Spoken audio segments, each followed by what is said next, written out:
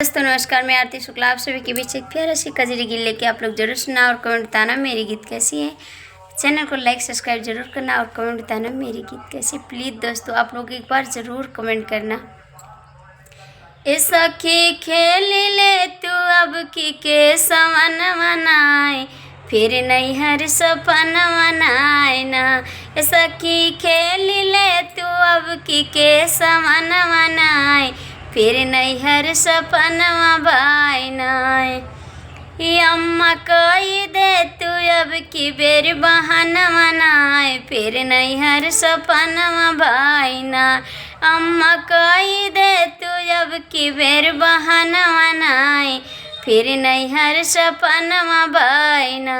ए सखी खेल ले तू अब के सवन मनाए, फिर नहीं हर सपनवा बायना।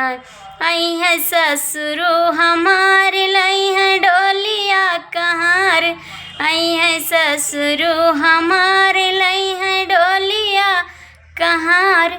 ए सखी मान परी उनके कहन बनाए, फिर नहीं हर सपनवा बायना।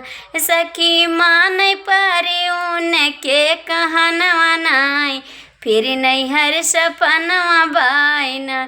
सखी खेल ले तू अब के सवन मनाए, फिर नहीं हर सपनवा बायना।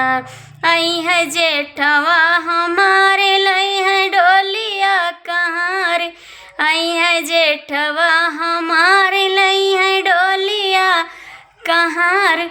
ए संगे लाई आई है 12 बजनवना, फिर नहीं हर सपनवा बायना। सखी लाई आई है 12 बजनवना, फिर नहीं हर सपनवा बायना। ए सखी खेल ले तू अब के सवन मनाए, फिर नहीं हर सपनवा बायना।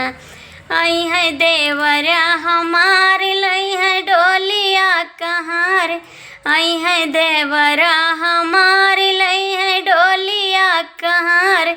हम कलाई जाई है अपने संगनवना, फिर नहीं हर सपनवा बायना।